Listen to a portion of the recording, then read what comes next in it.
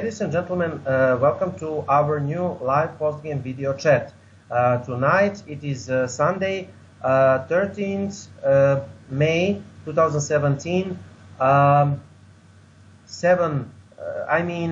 and 40 p.m. Eastern, and we are recording the podcast. This is a live Celtics post-game video chat recapping of the game number 6 Eastern Conference semifinals between number 1 Boston Celtics and number 4 Washington Wizards. Washington Wizards defeated Boston Celtics in Washington 82-91 with the winning three of John Wall, and it was 3.5 seconds until the end of the game. The officiating was terrible. The Celtics were officially robbed, and NBA admitted some of the mistakes, and we will talk about them during the show. And unfortunately, we spoke in our show and the game preview with Rich A. Jensen that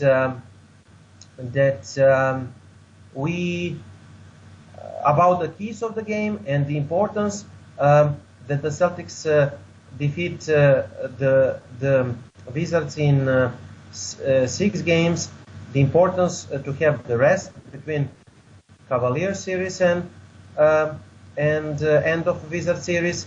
But unfortunately, you know that the Celtics will have to play game number 7 Monday at 8 p.m. Eastern. Then the Celtics will have 1 day rest, and Wednesday night, probably 8 p.m. Eastern, the Eastern Conference semifinals is starting. Western Conference semifinals is starting tomorrow. I think it's about 3:30 p.m. Eastern between Golden State Warriors and San Antonio Spurs. Now, Cavaliers will have like 7 days rest, and the Celtics will have 1 day rest. Now, this is not good, but one of the positive sides is that probably the Celtics will be in playoff rhythm, and it can happen that Cavaliers are rested, but they are not in the game rhythm, you know, and in the end it may be good for the Celtics, but Cavaliers will have the clear advantage at the beginning of the series because they are well and rested. And again, the Celtics lost 92-91, and the series is tied 3-3. This was awkward matchup and unusual matchup, and between those two teams, they played 10 games, and the result is 5-5, with both teams win 5 games at home. So the home team is winning, and you know that this is unusual matchup. So this will be the game 7. We are not happy about it, but I think that the Celtics can win the game 7. And we will talk about this very game with my friend and partner Daniel Camacho here. By the way, just to inform you that you can subscribe to our YouTube channel, Celtics Talk Radio, and you can find this live post-game video chat and the other live post-game video chats, and you can also find us at Twitter, Celtics Talk Radio, at Instagram, Celtics Talk Radio at Facebook, and also we will be in Celtics Fans Forum, and also you can find us at the iTunes. Search for iTunes page, and we can be heard via Apple and every other platform that you can listen your podcasts on. So in other words, we are everywhere, and search us. We are at Google Plus too. I have profile Igor Mitic, and there I'm posting the show. So Again, search us and you will find us. And join our pages with Green Celtics Fans Forum and Celtics Talk Radio page. You're welcome there. And again, let's give Danny, what do you think about that unfortunate game number 6? Well, when it comes to this game, it's unfortunate how this game ended. The Celtics, had a 5-point lead in this game with just about maybe, a minute and a half or so left over in it, and ended up blowing this game. Like you said, Igor, there was 2 critical calls in this game that basically the NBA and most people that are willing to actually be fair and not show that they're complete kissers for the Wizards are willing to admit that the officials completely blew. The first one being an obvious basket interference call that the Wizards ended up getting, that Markieff Morris, or I believe it was him, managed to slam ball in while the ball was still inside the cylinder of the Wizards, which should have negated the basket for enough, which meant that that's 2 points that shouldn't have been added to their score. And then, of course, the very last play of the game, or the second to last, if you want to say it like that, Kelly Olynyk was fouled, and the NBA has basically come out and given a statement where they admitted that the officials, the clock ended up running, continuing to run, even after the foul was committed, and the officials did not go the route of fixing the clock and giving the Celtics the right time that they were supposed to have. From what's been reported with the articles and the statement, the Celtics should have had another whole second on the clock to have their last, play available, which of course everybody knows. Isaiah Thomas was forced to take a deep three that was blocked and hit the rim, but of course he didn't get it off in time. And many people, including us, could say if we would have had an extra second, who knows what the Celtics might have been able to do. Heck, or if you think about it, the officials would have been forced to go and look at the replay. That would have given Brad Stevens a chance to have a timeout and force the Celtics to actually get a chance to talk with each other and draw something up. Knowing that it's only a 1-point game, you don't need no 3-pointer to win it. All you need is an easy basket and you win this game. So many fans, including myself, feel that the officials knew that, and because the officials and the NBA wanted this series to go to Game 7, they opted not to go the route of actually going and reviewing the clock, because they knew the Celtics at that point didn't have any timeouts. So they basically screwed the Celtics with that, with the non-review. But, on top of that, Igor, I also feel that we got to look at Brad Stevens in this game, because there was, a few mistakes he made that were pretty critical to the Celtics, losing this game last night. For one, you knew at the end of the game the Wizards were going to be, double teaming and triple teaming Isaiah Thomas to get the ball out of his hands, knowing that he was on fire in that fourth quarter.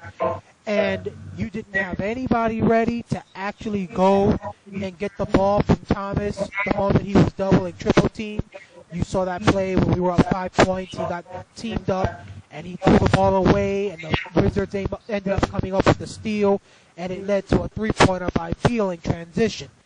Something like that, Brad Stevens should have had his guys ready and basically told them, whoever man is basically going to team up on Thomas, you make sure you're available to get the ball when Thomas makes the pass. You do not allow and do not sit back and allow Thomas to throw the ball knowing he's going to be blind pretty much about, where he's throwing it. He's not going to know who's where, and, that leads to a turnover. And the fact that he fell too in love with Kelly Olynyk last night. Olynyk was not good last night, and I feel he left Olynyk, in the court too much in the fourth quarter. But we'll get to all of that during this video chat. I think the Celtics are still the ones, that are in the driver's seat, knowing that you nearly beat that team. Even with all of that, you nearly beat them on their court. They beat you by only one measly point, regardless of what people might say when it comes to the game 2 here in Boston.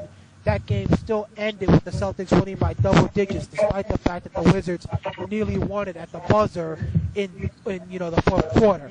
So, there's several things we can talk about, Igor, several things to point to, but those are the major issues here. And of course, you're not going to hear Wizards fans admitting that.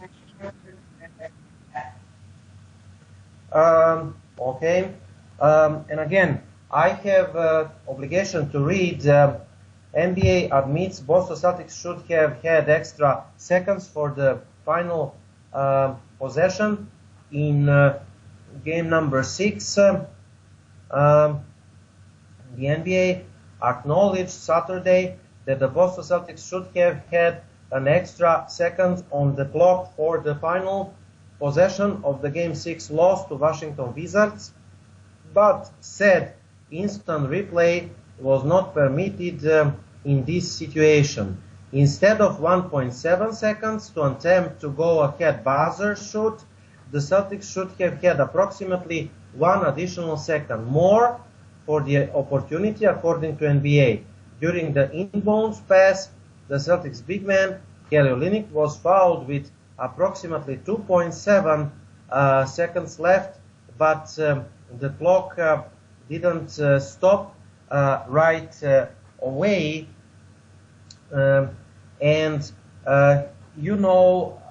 We will have the more breakdown of this situation which game? That game after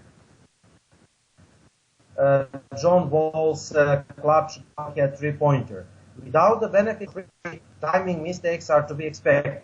There is no human error of any type. It still should have been clear to the officiating crew that the foul of Olynyk didn't take approximately the 2 seconds. Kelly Oubre delivered Washington's foul to give immediate on the inbound pass, which started with 3.5 seconds. The NBA also revealed that the Celtics big man Horford should have been whistled for offensive foul with 41.2 seconds left on the play that resulted a long Avery Bradley two-pointer and defensive 3 seconds violations with 33 seconds to play left on play that yielded a Bradley Beal bucket. That is defensive seconds, defensive 3. Celtics should have the defensive 3 seconds violation with 33 seconds left on a play that yielded a Bradley Beal bucket. So again, do you want to comment something about those mistakes, Danny? Well, when it comes to the 3-second violation and Horford, being called for an offensive foul, we can also look, ladies and gentlemen, at the offensive fouls and fouls that they called on Gortat and Morris and all these other guys, literally grabbing and holding many Celtic players and bodying them up and pushing them out of the way to get Wall and Beal open. Some of those fouls, Igor, that are similar like that can go either way, violations like that, I'm not really going to worry about, whether it's against Washington or whether it's against Boston. It's the calls and the violations that are super obvious that the officials have no choice but to call, that the announcers are even able to see from where they're sitting on the floor, and yet you're not making them. Which is why I say there's only 2 calls in this game that are the major problem. The offensive goaltending that the announcers admitted it, right after it was done, that they did not know how the officiating crew didn't see that. And then, of course, again, the foul situation on Olynyk, like you said. How in the world do you go the route of letting an entire second run off the clock and then not even bother to go the route of reviewing it, or even telling the people, let's go ahead and, get the, clock to go back up. I'm sorry, regardless of whether the Celtics have, have a timeout or not to use, you're basically 1 second in the NBA, especially in a game like that, is critical. I'm sure if it was LeBron James and the Cavaliers or the Golden State Warriors and Curry and them that were in that position that the Celtics were in last night, you would see the NBA and their officials go the route of reviewing it in order to make sure that those guys had all the time they needed to try and have a puncher's chance to win at the buzzer. But because of the fact that this was their way of making sure the best second, round playoff series gets to the full 7 games, they ended up going that route. So again, ladies and gentlemen, you do not have to go bashing me because of what I'm saying, because I am not going to complain about any fouls that could have been called against the Wizards, or any fouls that should have been called against the Celtics, because again, those are judgment calls each and every time. It's the calls that we know are obvious that should have been called, and that you even have the announcers admitting the officials screwed up that are the issues here. And unfortunately, there's 2 of them that went in favor of the Wizards last night that played a critical role in them winning by 1 point. Let the Wizards, Igor, beat us by 4, 5 points, something like that, and we really can't say nothing. Because that offensive goaltend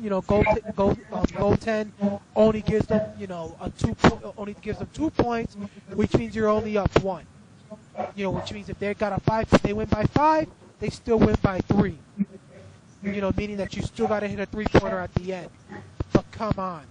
Any Wizards fan that's basically celebrating, which is why technically for me, Igor, looking at John Wall last night, the way he was celebrating, getting up on the scorer's table and literally swinging his hand in the air like he just won the damn NBA Finals, trophy, or the Finals MVP trophy, to me, that's really pathetic. I am sorry, John Wall, but throughout this series, for the most part, you and Bradley Beal have been outplayed by Isaiah Thomas and Avery Bradley. Last night, between Avery Bradley, Thomas, and Horford, your team nearly got beat by just those 3 players because the rest of the Celtics team did not show up. And that's how you're gonna act. Just because you won by 1 point, literally it's your entire team versus 3 Celtics, and you only won by 1 measly point. And that's the way you're gonna respond? Brother, you better make sure you win Game 7 in order to actually, justify behaving like that. Because if you don't, you are going to look like one stupid idiot for actually acting like that, knowing that technically all you did was basically win another home game that you had to win, because if you didn't, you would be watching the rest of the playoffs from your living room couch.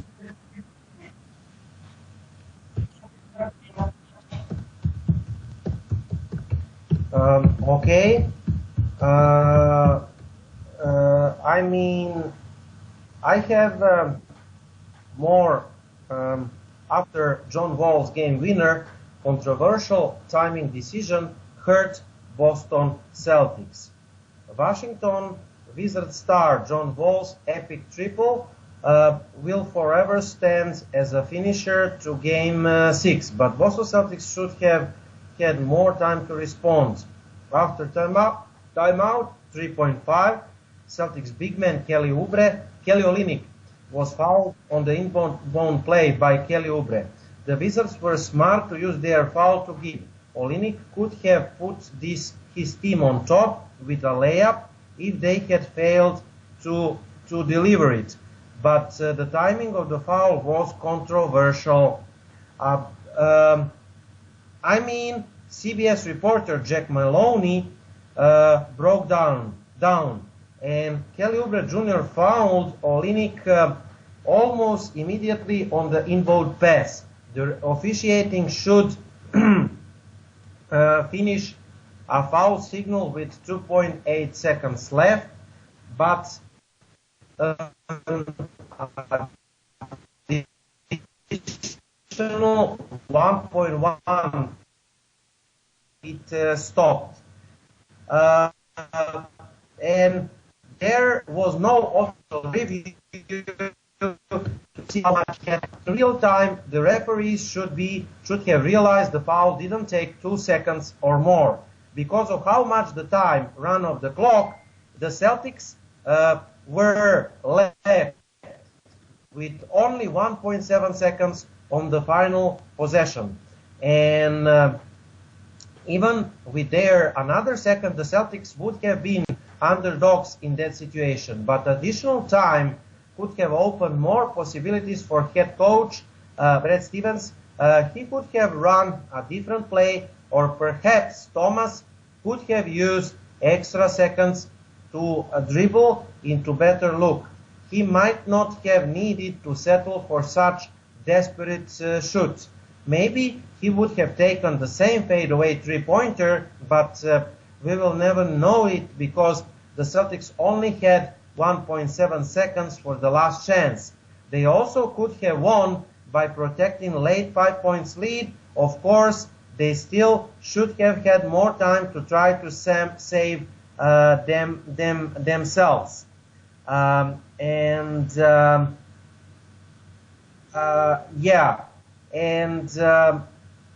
Again, Danny explained all. I want more response from the Globe. Adam Himmelsbach. He is talking about the same situation, and he said that the Celtics were robbed. And the Celtics forward, Al Horford, lofted a pass towards Kelly Olynyk, and Oubre grabbed him. It was smart foul by Oubre, but the Celtics should have 2.7 seconds. And NBA admitted it. And also, they said with 41 seconds left, Horford should have been ruled for illegal screen against Bradley Beal. Also, Horford should have been whistled for defensive 3 seconds. And again, Danny, those situations with Horford, in my opinion, is just making up for the making up for the making up for those mistakes on Celtics' expense. Because the NBA is saying that yes, we may gifted practically the win to Wizards with those mistakes, and we will talk about 2 more mistakes. It is not just 1 second that is the mistake on Celtics' expense, Danny. It is not just that 1 second. Those 2 offensive goaltendings and 2 buckets that are counted on the Wizards' expense. This is what is the problem here, okay? And now the trouble is that they practically gifted 4 more points that should not count to Wizards, and they are saying, okay, we gifted the Wizards 4 points, but the officials made mistakes on the other end. I agree, but in this case, you should even, it will never happen in NBA, make this game, how to say, doesn't count, and repeat the game, or to punish the officials. This way, we have absolutely nothing out of your, excuse me, Celtics, but the officials made mistakes. Right, Danny? Exactly, and that's one of the issues we have here, which is that technically we can't be guaranteed that technically that those makeup calls are going to result in anything, Igor. Think about it. Even if you were to do it in Game 7, unless you're going to tell us those makeup calls are going to come at the very end, like maybe less than 5 seconds, and the Celtics, up already, and it leads to free throws that, will help us win. Really, makeup calls are not going to do a damn thing. Even last night, look at it. You were up 5 points and they still won. The issue here is, again, how many times are we going to see this? Where a team that has the better superstars end up getting the benefit of the officiating to go their way. Here in Boston, You had John Wall and Bradley Beal get a better treatment than Thomas and Bradley, and yet the Celtics won by blowout. You go back to Washington, the calls go in favor of the Washington Wizards. And again, ladies and gentlemen, we are not talking about fouls. We are not talking about free throws here. We're talking about actual calls that led to actual baskets that could have been negated or awarded. And replay shows that they should have been taken away. And the officials opted, no, we're not going to take them away, even though everybody basically that's looking at it and sees the replay sees that it has to be taken away. So literally, coming back to Boston for tomorrow, I do not know what to for Monday, should I say. I don't know what to expect, really. Because when you think about it, you got many people that want the Wizards to win this series because of the fact they feel that the Wizards, because of John Wall and Bradley Beal, are going to be able to put up more of a fight against the Cavaliers than what the Celtics are. Like I said, Igor, last I checked, Avery Bradley and Isaiah Thomas have done a pretty good job against those two in this series. So really, what the heck is going to be the difference between those two against LeBron and company than Avery Bradley, Isaiah Thomas and company against the Cavs? Last I checked, the Wizards, if they can't even beat the Celtics at home, or should I say in Boston, what makes us think that the Wizards are going to beat the Cavs in Cleveland, knowing that the Cavs are going to have home court in that series? At least the Celtics have something over the Cavs, which is that the Cavs are going to have to beat them here in Boston at least once in order to actually win that series. But again, Igor, disrespect. Our boys continue to be disrespected left and right, even by the officiating. Our boys, they cannot do a damn thing to get the officiating and the NBA to basically give them the respect they deserve. And it's getting tiring. It is truly getting tiring. And if they win tomorrow, something tells me we are just going to continue to get disrespected in all four of the first games and end up being swept in that Eastern Conference Finals matchup, which basically, Igor, you tried to announce the information of the Eastern Conference Finals. You said 8 o'clock. From what I have found out, Game 1 would be Wednesday night at 8:30 here in Boston. So right. Not 8 o'clock, but 8:30. So again, ladies and gentlemen, that's the way I see it. If we win tomorrow, it's because of the fact that Isaiah Thomas, Bradley, and Horford, and our guys, especially the bench, will have run their A game. But we're just going to get screwed by the officiating in the Eastern Conference Finals because they want to see Curry and Durant and those boys from Golden State versus LeBron and the Cavs for the third straight year. And again, although the matchup remains uncertain, the final result from Game 6 has locked in the schedule for the upcoming Eastern Conference Finals. Game 1 will be played Wednesday night, 8:30 p.m. Eastern, with games then following every day. If the Celtics win their semifinals, they will host the Cavaliers, games 1 and 2. But if the Wizards win, the Cavaliers will have home court advantage. Cavaliers are 8-0 in the playoffs, and they finish the series May 7th, and they will play Wednesday night. So Wednesday night it is Wednesday night it is just 17. So they will have like 10 days rest. So if you tell me that this is fair treatment and 50-50%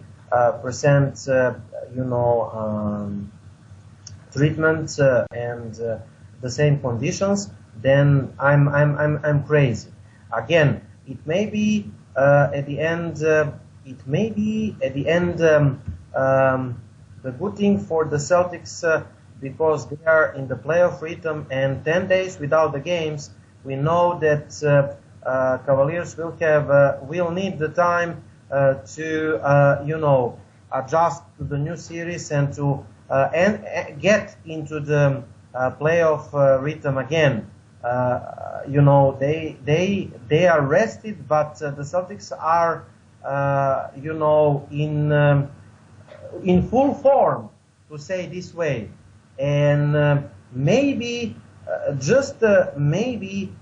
it will be the good thing for the Celtics, but the Cavaliers have 10 days rest and would have the 10 days rest, and the Celtics one day rest coming prior to the series, and the games will be from Wednesday 8:30 p.m. Eastern every other night. That means game number 1 Wednesday night 17th 8:30 p.m. Eastern, game number 2 Friday 19th 8:30 p.m. Eastern, game number 3 is Sunday 21st 8:30 p.m. Eastern in Cleveland, if they play with Boston, and game number 4 is would be also in Cleveland in Tuesday night, if I'm correct, 23rd 8:30 p.m. Eastern. And then game number 5 is scheduled for the next Thursday, 23rd, 8:30 p.m. Eastern in Boston. Potential game number 6 is in Cleveland. The next Saturday, and game number 7, potential of the Eastern Conference Finals is Monday 8:30 p.m. Eastern. I'm talking about 29th. So this is the schedule for the finals, and about what you are talking about, Daniel, and what you and I have been talking about, it is obvious that the NBA office wants the Celtics. We are talking this the whole season and the series, and the people are not considering this as a big problem. They are saying, like, okay, I mean, the officials are making mistakes. They are humans and bunch of bullcrap. Yes, you can make mistake on one game, but that is by mistakes, accident. But if you are making mistakes constantly, on and on and on and on and on, 82 games in the preseason, 10 games in the postseason, then it is not human conditions anymore. It is the intention. This is the intention. And the intention here is, number one, the Wizards are NBA office favorites in the Eastern Conference beside the Cavaliers to be in the Eastern Conference Finals. How can you see that? Because the writers are pumping up. I had one discussion with one dumb writer that is writing at Basketball Breakdown. It is not Coach Nick. I don't want even to mention his name. He said, I'm picking up Washington Wizards to win the game number. They are better team, and Wall is better player. Excuse me, Mr. Writer or false writer, how Washington Wizards are better team when the Celtics are number 1? Do you think that the Celtics cheated their way to number 1, or maybe somebody gifted the Celtics number 1 and your beloved Wizards is number 4? So this is number 1. You are as good as your standings are showing. The Celtics is better team. The Wizards may have the shooting night off and win that game 7. That game 7 is kind of gamble. I am really not happy because we are having the game 7 because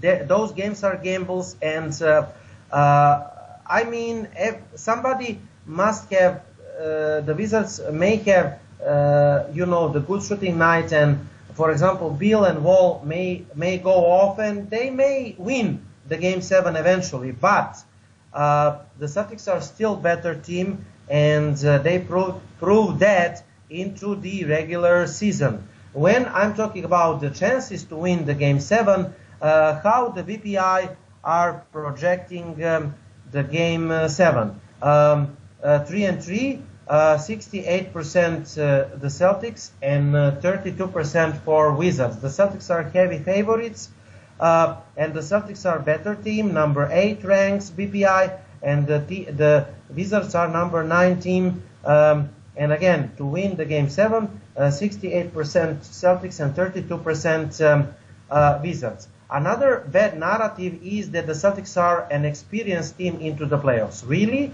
And the Wizards are so experienced in the Game 7.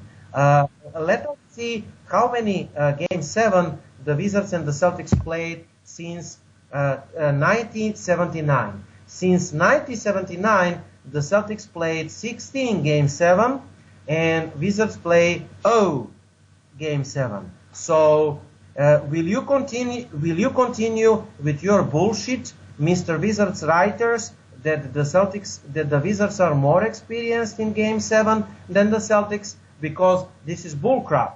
The Celtics 16 Game 7 since 1979, and the Celtics, and the Wizards 0 Game 7 since 1979. Also, how the Wizards won like 5 playoff series in the last 35 seasons, and the Celtics, won many championships in those 35 years. And when we're talking about the playoffs, the Celtics may be less playoff experience than those Wizards. John Wall, for example, Gortat will, but you cannot say that the Wizards know how to win the playoff series, and you cannot say that the Wizards know how to win the Game 7, because this is just simply not true. And I think that the Celtics will win the Game 7 because you're playing 82 games in the regular season to get number 1 seed at the Eastern Conference, to have the home court advantage. That is meaning that you will have the home court advantage for the reason because 84.4% of the home teams won the Game 7. 84.4% the home teams is winning the Game 7. So this is all for the reason, and also the officiating that we are mentioning should be and must be more equal in the Game 7 than the Game 6, because this is our home court. And again, we saw you talk about the treatment of the NBA office and the medias to John Wall and Washington Wizards. They are acting like Washington Wizards are the team at the same level as Golden State Warriors, San Antonio Spurs, Boston Celtics, and Cleveland Cavaliers. They are not. They are one weak team. They are not better even than Toronto Raptors. They had a lot of luck in this series. The Celtics played bad games in number 3 and number 4, and only Celtics bad playing practically helped the Wizards to be in this situation to play Game 7. Not to mention this lucky shoot of John Wall, and of course they are celebrating John Wall, and congratulations to him for this shoot. But again, to hit that type of buzzer of winner from more than 8 meters over Avery Bradley as a defender, it is nothing else but luck, because he had terrible first half, he had better half in the second season, but he didn't shoot well. Bradley Beal shot it well, and again, Bradley Beal hurted us by scoring that 3 at the end of in the last minute, and after that, the things happened. And by the way, Daniel, I want to break down from the very end of the game the last 90 seconds of the game, because I think that this is the time where of officiating mistakes and the Celtics' dumb mistakes practically gifted the game to the Wizards. I have feeling, and I think that you will agree with me, that practically the Celtics lost the game that was already won for them. Because with 90 seconds after Isaiah Thomas scored the 3 and then the long two bucket, the Celtics were up 5 points. The Wizards made turnover, and the Celtics had like 5 points advantage and the ball in their hands with 90 seconds left. This is practically the case where you have the full control of the game. Then what happened?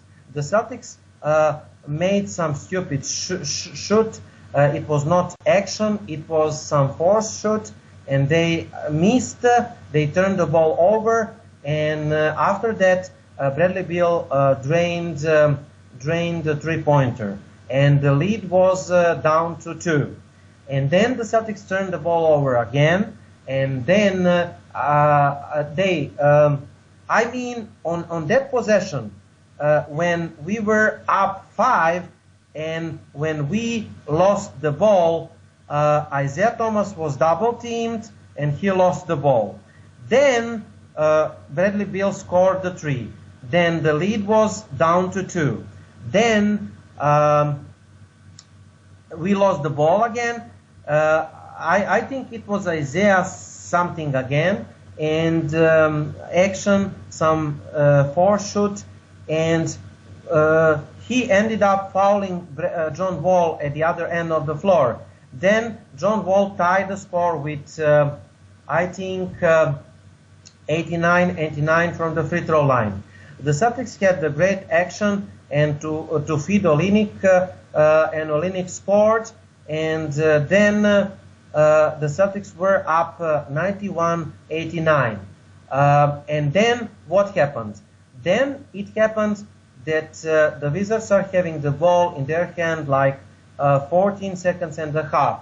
And again, in this situation, Danny, my opinion is that we should have fouled John Wall in order to have the last attack.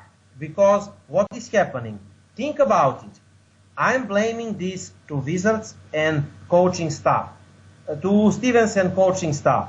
Remember this. You have 14 seconds and 2 points lead. So you are in command.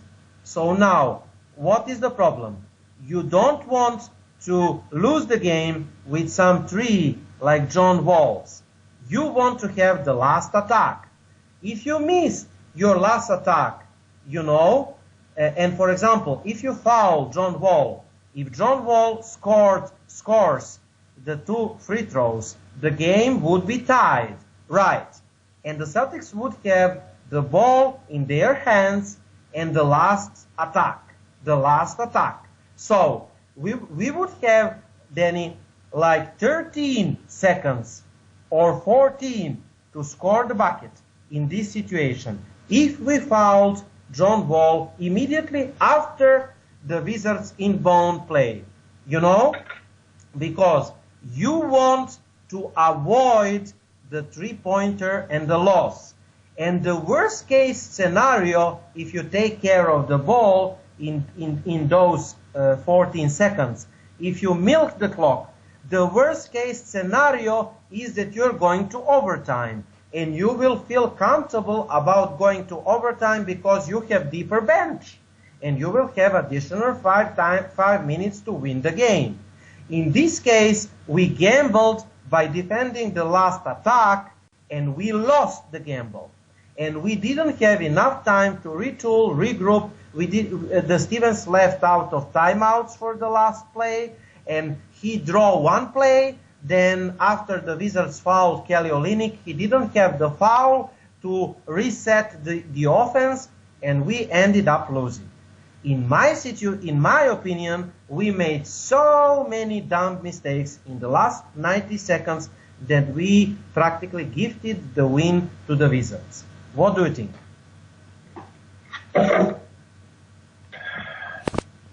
Well, I actually agree with you, Igor. I'm somebody who's been truly critical of Brad Stevens. You know that. Many people know that. And technically, I'm somebody who has gone the route of saying, well, let's just say it like this, ladies and gentlemen. I'm somebody who's willing to call out Brad Stevens and mention some of his bigger mistakes when it's when he's worthy of criticism. I'm not somebody that's basically gonna go giving him a pass just because of the fact he gets us to the number 1 seed or to the second round.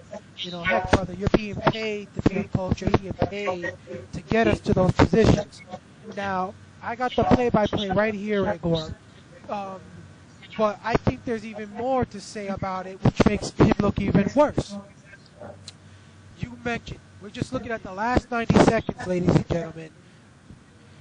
At the 1 minute and 30-second mark, which again is 90 seconds left, you're up 5 points, 87-82. He had 3 timeouts, Igor, left in his back pocket pretty much at that point. He sends at 1:34 because the Wizards called a timeout at the minute 34 mark with the Celtics up 87-82 because Thomas had just nailed a three-pointer. He sends Jaylen Brown in for Thomas for defensive purposes. And then Marcus Smart drew an offensive foul on John Wall. Then he sends Thomas back in for Brown at 1:24. And then that's what Thomas was teamed up on. And he made the bad pass that was stolen in that case by Marcin Gortat, and Bradley Beal made the three-pointer. Think, Igor, you got 3 freaking timeouts in your pocket, and that pass took place with 1 minute and 15 seconds. You're telling me you can't call one 20-second timeout to make sure you keep possession of the ball in that situation?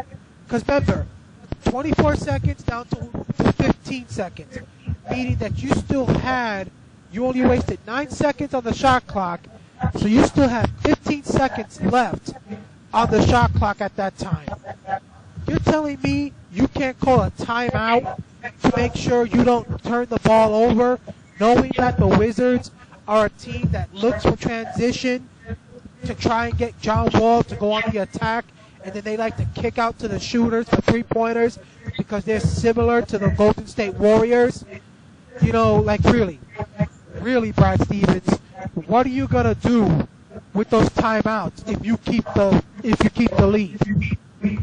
You're not gonna do nothing with them, especially if you score. If you score right there, the game is pretty much over because it goes from a 5-point lead to a 7 or an 8, which means it's a 3-possession game. You know, so he screwed up there, Igor. There was no need or no reason not to call a timeout the moment Isaiah Thomas was basically, trapped. He doesn't call it. Thomas basically is blindsided pretty much by, or blind when it comes to him making the pass. So he's throwing a blind pass. It gets stolen. Beal makes the three-pointer. So it's an 87-85 point game. Then on the next play, you see he doesn't call a timeout after that to try and set up a play.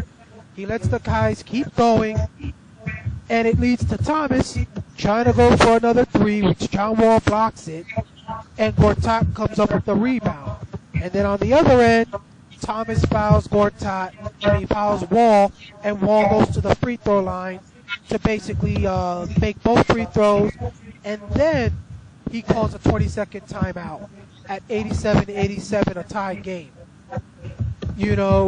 So really, there is more criticism that Brad Stevens deserves, not only for not fighting for the officials to take the 2 points off for those goaltending situations, the fact that nobody was paying attention to the clocks on Olynyk's foul, and nobody from the Celtics officials, coaching crew bothered to complain about the, clock continuing to run, but also he pretty much left Isaiah Thomas, Igor, on an island, on his own, and basically told him, you find your way off the island. That's pretty much it. You're on the island on your own. You know, you got a bunch of sharks around you. You find your way to get back to the mainland.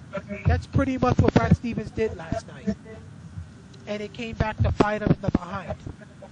Because other than that, like I said, I did not like the idea of letting Kelly Olynyk spend so much time on the floor last night. Because Kelly Olynyk, if he is not making threes, not making layups, not hitting jumpers, then he's not doing nothing for you. Because we all know he's just as much of a defensive liability as Isaiah Thomas is. But Isaiah Thomas, we know, is going to score. So you're going to have to leave him in the game, because whatever he gives up on defense, he is going to bring it for you on the offensive end. Olynyk is the other way around. That brother can go scoring absolutely nothing, and then yet being attacked on the other end, and he's basically giving up 20 points to the guy he's defending. So there's several things, Igor, Brad Stevens should take the blame for last night. Now again, is he the main reason we lost? No, not really, but he is one of the big issues last night, and anybody that thinks that he doesn't deserve to take some blame for the fact that he basically didn't make some better decisions down the stretch last night just truly is a person that's just going to give him a pass each and every time something critical comes up. If you can go attacking guys like Phil Jackson and all these other big names, you know, Greg Popovich and all these other really smart coaches for the mistakes they make, then Brad Stevens is a coach that shouldn't be getting a pass either. I'm sorry. Yeah. Will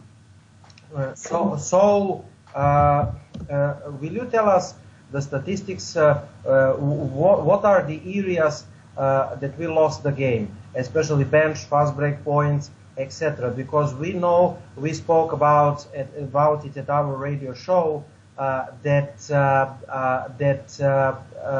what the Celtics should do in order to win Game 6, and they didn't do majority of those things, in my opinion. Okay, well, we mentioned the bench. Usually we start with the starters, but the bench was the big issue last night. When you look at the Celtics bench, ladies and gentlemen, Brad Stevens shortened the rotation last night as Jaylen Brown, Kelly Olynyk, Terry Rozier, and Marcus Smart were the only players to get a chance to play last night off the bench. And between those four guys, there was only 5 points scored last night, Igor, between those four players. Between them, they all ended up playing. You had Brown played 11 minutes, Rozier played 11 minutes, Kelly Olynyk 21, Marcus Smart 28. So you're looking at a grand total of 71 points between these guys, 71 minutes between these guys overall, and 5 points. Really. That is just a pathetic performance. And 4 of those 5 points belong to Kelly Olynyk. 1 point for Marcus Smart, nothing for Jaylen Brown, nothing for Terry Rozier. Compare that to the bench for the Washington Wizards. You had 3 points for Smith, no points for Oubre, 6 points for Mahimi, nothing for Jennings, 4 for Bogdanovich. So the bench basically for the Wizards outscored our bench 13-5. Right there, Igor, that's another thing you can look at. An 8-point advantage for them at the free throw line. That lets you know that the great John Wall, the great Bradley Beal, the great Gortat, the great Morris, the great Porter pretty much got outscored last night by Thomas, Crowder, Bradley, Horford, and Amir by a total of 9 points. Or actually by 7 in this case. So, really, that in itself, you know, is also something that's going to have to change for the next game. We said that, Igor, in our radio show before the game last night, that the bench had to show up. When it comes to the starters, you had Avery Bradley and Thomas who tied at 27 points apiece. Bradley went 10 of 18 from the floor, 3 of 6 from downtown. 3 rebounds, 1 assist, while Thomas was 8 of 24 from the floor, 5 of 13 from downtown, 3 rebounds, 7 assists. Horford, 20 points, 8 of 12 from the floor, 2 of 4 from downtown, 6 rebounds, 3 assists. Crowder, 10 points, 3 of 9 from the floor, 1 of 4 from downtown, 7 rebounds, 8 assists. And then Amir Johnson scored only 2 points in 14 minutes, 1 of 1 from the floor, so he only took 1 shot yesterday. No threes taken, 3 rebounds, 0 assists. So again, you're looking at 54, 74, 84, so 86 points between our starters, which again, 54, 84, 74, should I say, was just between Horford, Thomas, and Bradley, our 3 top players. When you go to the Wizards, 33 was scored by Bradley Beal, who was the top scorer overall in this game. He did it in 43 minutes, scoring 15 of 26 from the floor, 1 of 8 from downtown, 2 rebounds, 5 assists. John Wall was the second highest at 26 points, so Thomas and Bradley outscored John Wall. He scored 26 in 42 minutes, 9 of 25 from the floor, 2 of 5 from downtown, 2 rebounds, and 8 assists. Then it was Morris who scored 16 points in 39 minutes, 5 of 14 from the floor, 2 of 5 from downtown, 11 rebounds, 2 assists. Then Gortat only scored 4 points in 25 minutes, 2 of 3 from the floor, no threes taken, 13 rebounds, 2 assists. And then Porter scored nothing in 36 minutes. He went 0 of 5 from the floor, 0 of 2 from downtown, 7 rebounds, 2 assists. So again, you look at their top superstars, and it was a total of 59 points between their top guys. So really, John Wall and Bradley Beal, Igor, are the better combo, and yet they outscored Thomas and Bradley by only 5 points last night. Really. And yet, they ended up combined taking 51 shots, while Thomas and Bradley only took 42. I do not know how in the world people can continue to look at these two and say that they are armed, head and shoulders of, better than Thomas and Bradley. Heck, let Thomas and Bradley combined take 52 shots or 51 shots, and those guys can put up the same number as those two. But because our team is a better team, as you say, Igor, we share the ball, and we end up having our other guys make shots, and that's why we've been the better team. Remember, Igor, the Wizards, out of the Celtics, the Cavaliers, the Raptors, and the Wizards, the Wizards were the team that had the best, luck, let's say like that, the best luck when it came to injuries this year. All 3 of the other teams had injuries to some of their top players this season that made some of their top players miss an extended period of time. For us, Igor, our top 6 players, that means Thomas, Bradley, Crowder, Horford, Marcus Smart, Kelly Olynyk. Every one of our top 6 players missed at some point a few games in a row. John Wall never missed several games in a row this year, from what we found out. Bradley Beal never missed a few games in a row. So what happens, Igor? Think. What happens if we make John Wall and Bradley Beal miss a few games, let's say 5 games in a row? Especially if it's missing the same games at the same time. Those guys could have easily been in a position where they could have ended up maybe falling to the 5th seed. And yet, they're the better team. And yet, they're the ones that have better luck with injuries. Please, people, get over those two superstars and start looking and remember NBA, the basketball is a team sport. Just because we see LeBron James dominating the way he does and his team actually getting to the finals every year does not mean every superstar has got the same potential. So So give our guys some respect, and especially if we win Monday night. We win Monday night, we better start getting some respect Tuesday morning when we hear all these guys having to talk about us going against the Cavs. You better start admitting that we truly are the second best team in the East. Yeah, of course. Legit second team at the Eastern Conference. Until the end of the show, let's talk about, according to Cheryl Blakely, the 5 areas that the Celtics need to have adjustments or the keys to the Game 7. Feed Horford more. Boston's 113 million man has been the team's most consistent player, and it shouldn't change either. But good things tend to happen for Boston when he's getting steady, close touch-outs. He's averaged 75.3 touches per game, but in the losses, the touches are 65.7 per game. That means the Horford should touch 75 or more the ball average per game. Horford having the ball is vital to the Boston's ball movement, which is why the Celtics getting him the ball to create more inside-outside actions will go far in Boston finding success on Monday. Number 2, unleash the weapon of choice, the 3-ball. The Celtics spent all season honing their skills and steady, reliable 3-point shoot.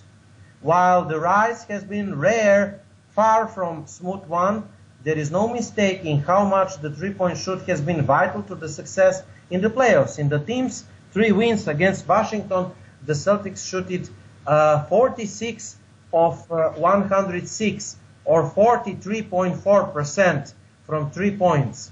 Not surprisingly, when the Celtics struggled, it has been in part because of their inability to make the Wizards pay from deep. In those 3 losses, the Celtics shoot 37 out of 100, or 37%. So in wins, 37%. In losses, in wins, 43% for 3. In 3 losses, combined 37% for 3. The ball must circulate, the ball must find the open shooter, and the Celtics must score 40 and more percent for 3. 14 and more threes guarantee us the victory. Note for Thomas, read Wizards defense better. Tom Brady, who has reached out to Isaiah Thomas from time to time, might offer him the tips how to read the defense better, because the Wizards didn't go often, but they did near the end of Game 6, and he delivered a huge play that jump-started the Wizards relying the win. Thomas's turnover, his 5th of the game, was the biggest gaffes of all games with the Celtics. When we were leading 5 points, they double-teamed him, and Thomas turned the ball over. And this must not happen in games number 7. And throughout the series, Thomas' ability to avoid the turnovers while finding teammates was vital. In 3 wins, Thomas has 22 assists and just 8 turnovers. In 3 losses, Thomas has 16 assists and 13 turnovers. In other words, take care of the ball better and make passes, read the defense more. Limit the turnovers, take care of the ball, Isaiah Thomas, and pass the ball. And I think that that's practically it. And just at the beginning of the shoot, the changes need to be made. The Stevens, that's why it's hard to imagine the Celtics will do anything radically different now when the series is tied up. Stevens said our group doesn't get too high or too low.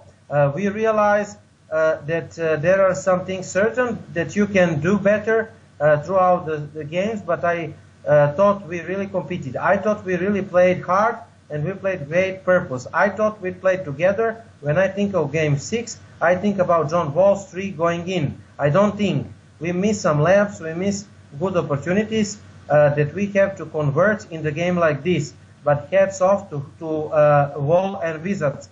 That was a heck of basketball game between the two teams playing too hard. While they might not be looking to reinvent themselves, we are just saying the areas where the Celtics should improve in the game number 7. Daniel, your thoughts about my keys of the game 7? I agree with several of them. Deep down, I think that the last two games, the Celtics have started off pretty good, and that's with Amir Johnson starting. So I think we're going to see the same thing. I do feel that on top of getting Horford going, we need to get Amir Johnson some easy baskets in this game. Because we saw in Game 5, Igor, he put up a pretty good performance during the few minutes he was able to play. He got a few easy baskets, dunks, some layups. Maybe we got to do to him the same thing we've seen the Wizards do for Tot, which is use the pick and roll so that he gets a smaller man on him and he gets an easy layup underneath. You know, but I do feel that pretty much the bench has to show up tomorrow night. We cannot see a performance like we saw last night where it's only 5 points between 4 guys. Somebody, whether it's Marcus Smart, whether it's Kelly Olynyk, Jaylen Brown, Terry Rozier, somebody off that bench is going to have to show up and make a pretty good performance so they're getting into double digits. Because again, 5 points between 4 guys is not going to be enough, especially when we know you got some pretty good shooters like Bogdanovic available on the other side.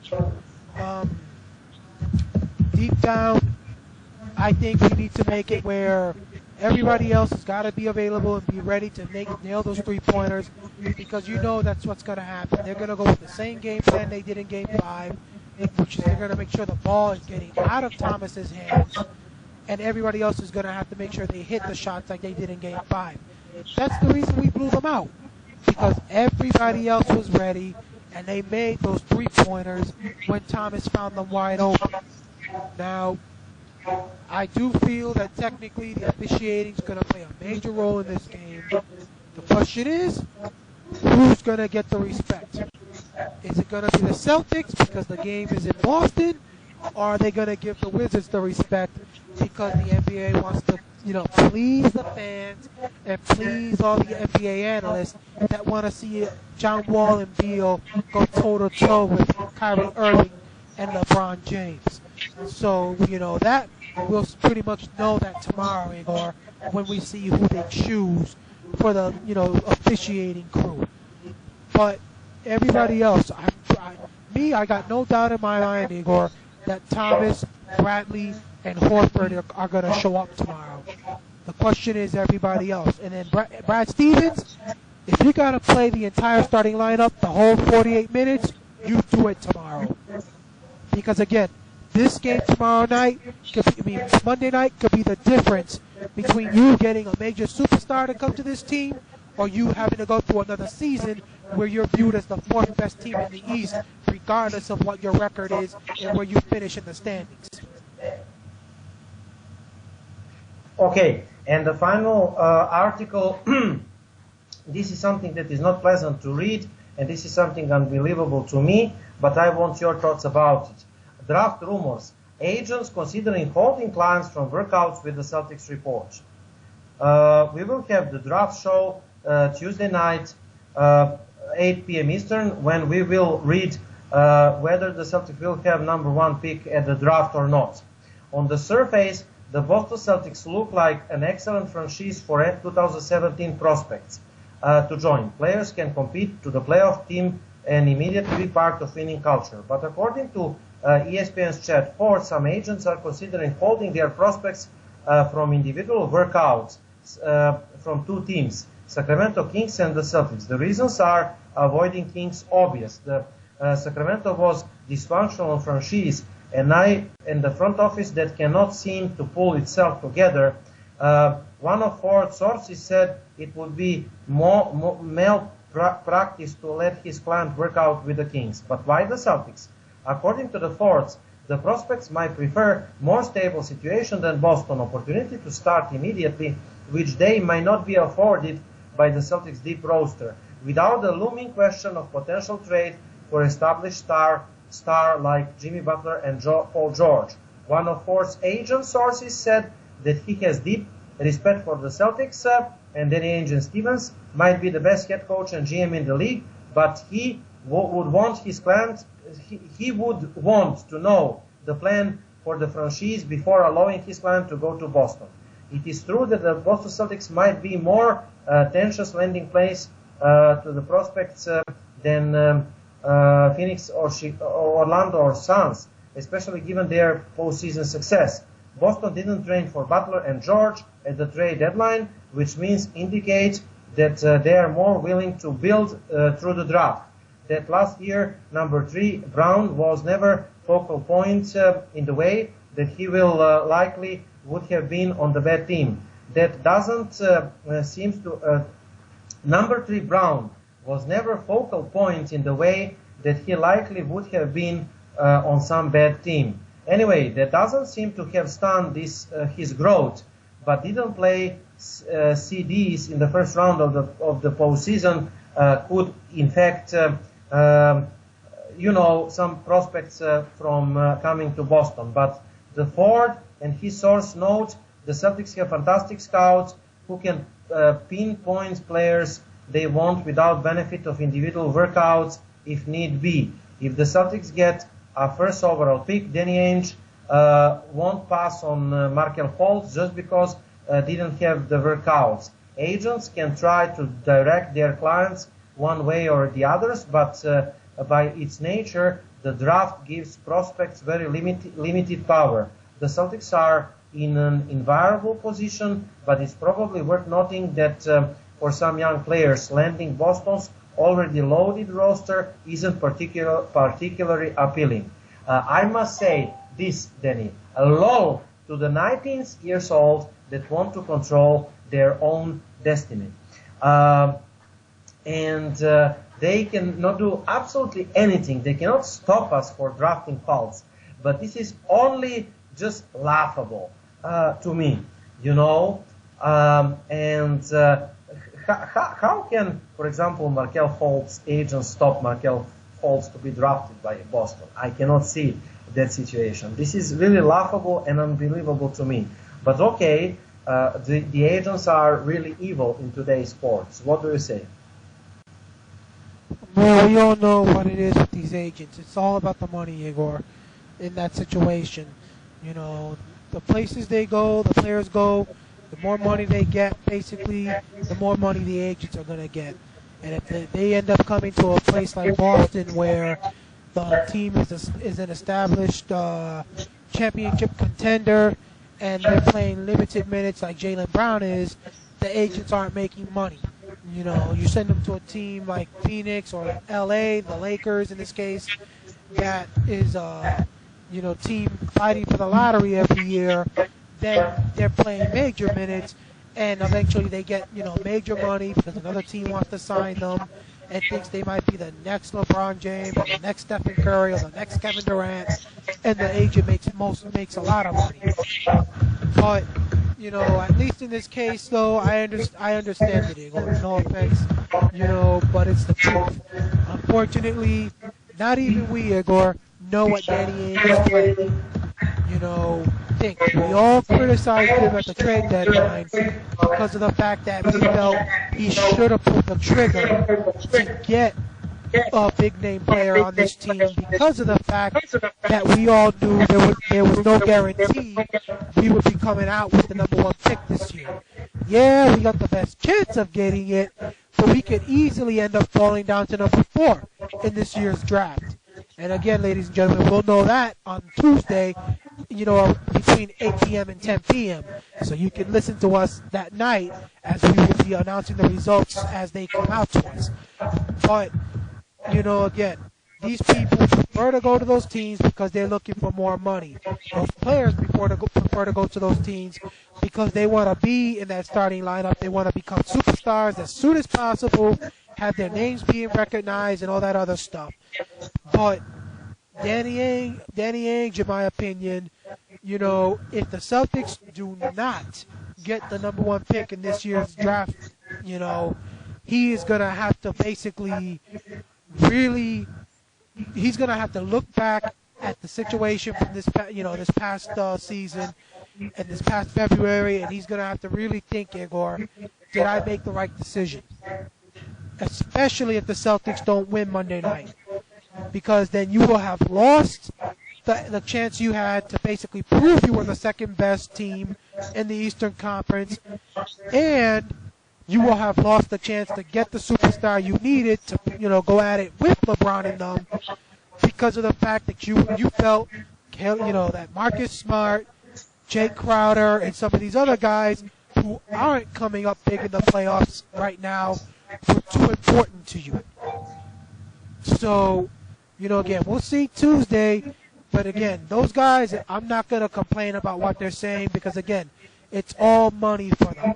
They want to send their clients somewhere where they're going to get the most money out of it, and the most money will come into their pockets as well, because their clients will get the most money. Coming to Boston isn't going to have that, especially if Boston is a championship contender. But if the Celtics come away with that number 1 pick, I truly, truly hope we are not using it to draft somebody. I truly hope we are trading it to get a superstar, because despite the way Marquise Fultz, you know, if I got his name right, and all these other players from college are, none of those guys are going to take us over the top to get past LeBron next season. And that's what I'm aiming for us to be better than the Cavs and be a championship contender. Okay, and that would be all from us for this live post-game video chats. You will be able to watch it on our YouTube channel later tonight, and tonight it is Sunday. I hope before the morning, or maybe Monday morning. Anyway, our schedule of working is Monday night, 8 p.m. Eastern. I'm going to do live play-by-play with Green Celtics Fans Forum page. And also, Tuesday, we're going to do Game 7 recap and Cavaliers series preview, hopefully, a live video chat that is going to be on YouTube channel, our YouTube channel, Tuesday morning, Tuesday night late, sorry. And also, remember that Tuesday night, 8 p.m. Eastern, we have draft lottery special, number 66, 67, if I'm correct, and we will reveal which pick the Celtics will hold, and it will be more important than even Game 7 to us, in my opinion, that pick. But we have really important events Monday and Tuesday. First draft lottery Tuesday, first Game 7 Monday, and then the draft lottery Tuesday. And those two things will decide the Celtics' destiny the next off-season and the next season and the seasons to come, because we need number 1 pick, and we need to enter Eastern Conference Finals, and this season will be absolute success in every aspect. So until Tuesday, we are wishing you good night and all the best. Tune to our win for live coverage of the Game 7 Monday night, 8 p.m. Eastern. And go Celtics, let's win this game. Danny? Yeah, like you said, Igor, Monday and Tuesday night, ladies and gentlemen, are big. Tuesday night being even bigger than the game itself, in my opinion, unless the Celtics get screwed Monday night. The Celtics, if they lose Game 7 to the Wizards, especially if it's a blowout, loss at home, will be a failed season in my opinion. So Tuesday night will be the big thing, because no matter who wins Monday night, whether it's the Wizards or the Celtics, neither team is getting past the Cavs in this, the Eastern Conference Finals.